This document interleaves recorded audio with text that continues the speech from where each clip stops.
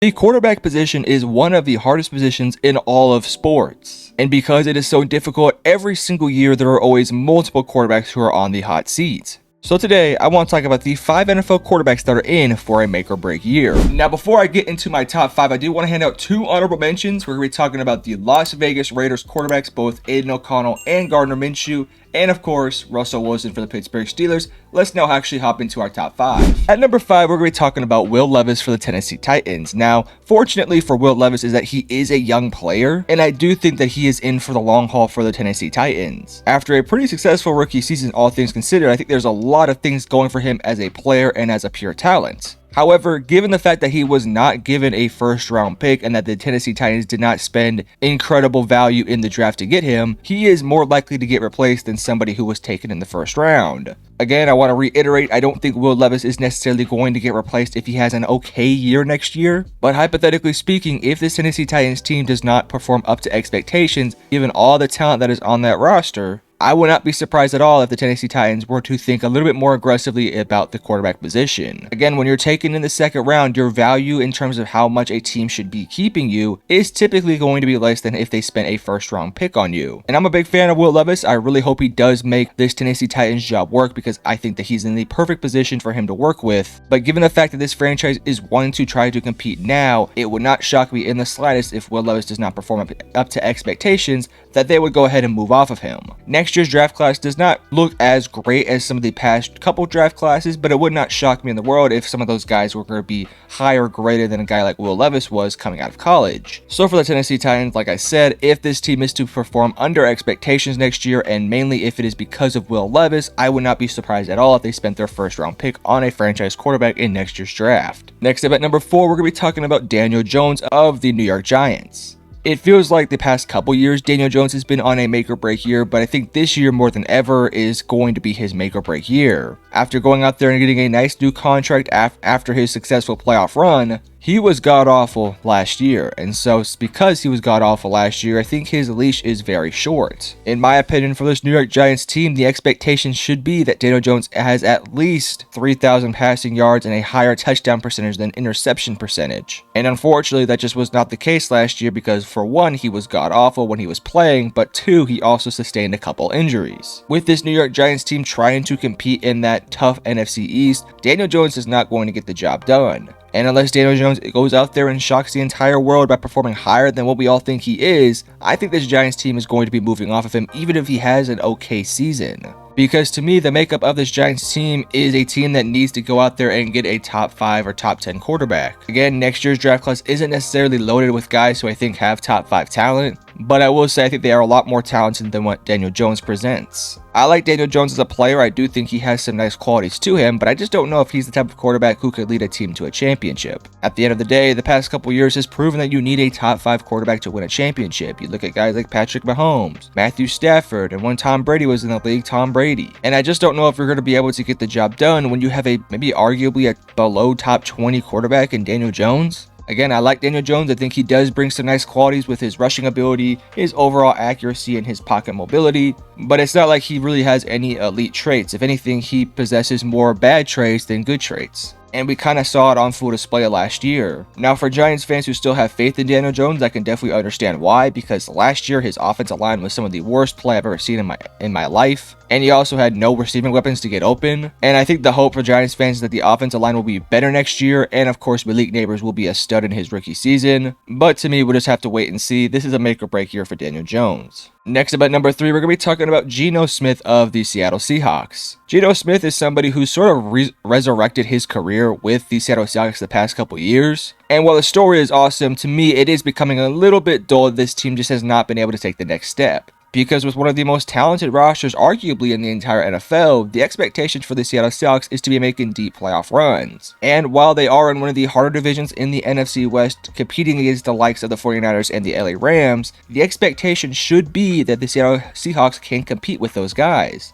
But unfortunately, despite all the talent and despite everything that's going good for the Seattle Seahawks, the quarterback position has been a bit of a reason as to why they haven't really met the expectations they think they can hit. Now, I'm not here to put all the blame on Geno Smith, but when you are the quarterback of a team with that much talent and that much expectations, a lot of the blame is going to fall back on him. Again, Geno Smith has only been the starting quarterback for the past couple years, and the Seattle Seahawks don't really have a whole lot of money nor draft capital tied into Geno Smith, so it would be pretty easy to go out there and replace him. This past offseason, they went out there and traded for Sam Howell, who I think is a very competent starting quarterback if need be. I'm very high on Sam Howell, and I actually think he's a really solid fit for the Seattle Seahawks team. We'll see if he maybe at some point becomes a starting quarterback for the Seahawks team. But if it's not going to be Sam Howell, I would not hate it if they went out there and took their first round pick next year on a top 10 quarterback, potentially by trading up to get one. I think Geno Smith is a good quarterback, and I think he's proven to be at least a top 20 quarterback in the NFL. But as I mentioned earlier, in my opinion, you need a top 10 guy to go out there and win championships, and I just don't know quite yet if Geno Smith is up to that level. Could I be wrong? Could he be on that level? 100%, and I hope I am wrong, but for now, I do think this is a bit of a make or break season for him, as there's guys behind him, and of course in this upcoming draft looking to potentially replace him on what is already a very loaded roster. Next up at number 2, we're going to be talking about Deshaun Watson of the Cleveland Browns. When Deshaun Watson was traded to the Cleveland Browns a few years back, it was thought that he was going to be the franchise quarterback that we had seen back there in the Houston Texans. And unfortunately for the Cleveland Browns, it really has not worked out that way. And I think there's multiple reasons for that. Number one, I think we've seen a little bit of some regression from Deshaun Watson as a player. But I also think that the system that Kevin Stefanski runs doesn't really suit the play style of Deshaun Watson. And unfortunately for them, you're not going to fire Kevin Stefanski because he's an awesome head coach and he just won a Coach of the Year for God's sake. And you also can't replace Deshaun Watson because you have so much money and, well, trade capital invested in him as a player. But what I will say is that if there's ever a season for them to potentially move off of him, it would probably be after this offseason. Because if you cannot win enough games this year to at least make a deep playoff run with Deshaun Watson being your quarterback, then I don't think you ever will. This Cleveland Browns roster is ready to win a championship now. It has a really good defense, a really good coach, a really good offense, plenty of weapons, some good linemen, everything you really need in a team this team already has. And for Deshaun Watson, you're going up there and competing with the likes of some of the AFC greatest quarterbacks. And if you're Deshaun Watson, to me, you have to be able to pull your end of the weight by helping this team go out there and win a lot of games. I think we've seen some highs and lows for Deshaun Watson with this Browns roster. I've definitely seen some pretty good plays from Deshaun Watson while also seeing him have some really bad plays. And unfortunately, that's kind of been the story of his career with the Cleveland Browns. It's been inconsistent when he's out there and he's been injured a ton. Again, when you're talking about a guy who you're paying as much money as the Browns are, who also spent as much to get this guy, I do think there is a lot on the line for both Deshaun Watson and the Browns this upcoming season. We'll just have to wait and see how it plays out. But at number 1, we're going to be talking about Dak Prescott for the Dallas Cowboys. Now, in my opinion, I think Dak Prescott has proven the past couple of seasons that he is one of the best regular season quarterbacks in the NFL. But for the Dallas Cowboys, with as much talent as on their roster, the expectation is to not just win a playoff game, it's to go deep into the playoffs and make the NFC Championship game and make Super Bowls. And unfortunately, Dak Prescott has just not been able to get this team to that level. Now, I'm not one of those guys who's going to sit here and tell you guys that Dak Prescott is the sole reason the Cowboys have not been able to make deep playoff runs. But I would also be lying if I told you guys that he is not at least somewhat a part of the problem. My whole opinion on the Dallas Cowboys and Dak Prescott when they get to the playoffs is that they have had some pretty unfortunate breaks. If you go back all the way to the start of Dak Prescott's career back in 2016, Dak Prescott had a hell of a game against Aaron Rodgers. It was just unfortunate that the defense could not stop a nosebleed. Then in 2018, they had a pretty solid run. I think they beat the Seattle Seahawks with Russell Wilson, and then they faced the LA Rams.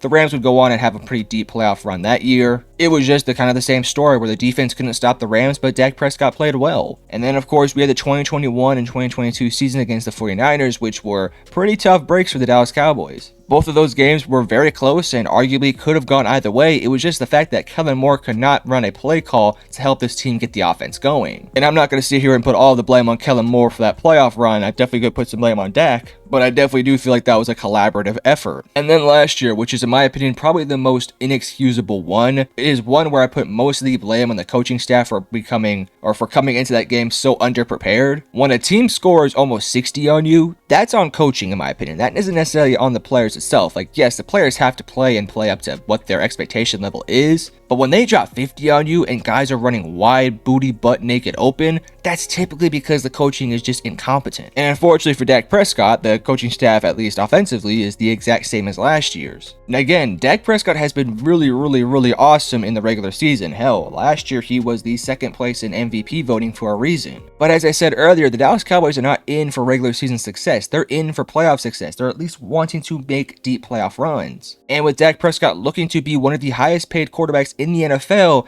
the Dallas Cowboys, for one, don't have the money to spend on him, but they also don't have the success to give him a big-time contract. So for the Dallas Cowboys' sake, if, let's say, this season happens, you win over 10 games and you lose in the first round again, I could definitely see a world where the Dallas Cowboys just try to hit the reset button at the quarterback position to not only save money, but to give them somebody who may have a higher ceiling than Dak Prescott. What I will say is, if Dak Prescott is on the open market, I think that he would be one of the higher paid free agents we've seen in quite some time, because he's a hell of a quarterback, and I'm sure there's a bunch of teams who would love to have him. But the Dallas Cowboys might have to move off of him just because it just does not fit anymore. But you guys tell me, did I get this list correct? Did I get this list wrong? And if I did, let me know in the comment section below with your list and players who are on their make or break season. And if you enjoyed this video, hit the like and subscribe button, and I love you guys. Peace.